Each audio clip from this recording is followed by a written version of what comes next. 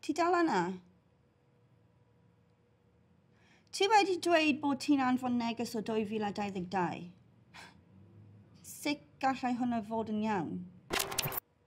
Mae pobl yn dweud bod hyn yn scam neu rhywbeth. Pam ddylai gredu ti? Mae Ifan yn credu fe. Mae'n dweud bod rwma am pobl yn cysylltu da'r gyffonol. Sa'n gwybod os fi'n credu fe, ond os oedd ffordd i ti dangos. OK, let's trade. Dyma fi a'r merched ar Wine Street yn ceisio bachu bechgyn yn methu llwyr. Dyma studio fi. O. A dyma fi yn y ffair ffasiwn yng Ngaerdydd. O, a fi ar y Hyperloop. Paid â phoeni, wna i esbonio wedyn.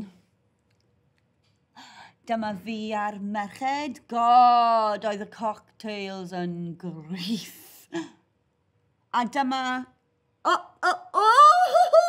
God, na, actually, ddim eisiau dangos ti hwnna. Wai, pethau yn gallu gwella. Mae'n rhaid cofio beth yw bywyd go iawn. Ifan yw e.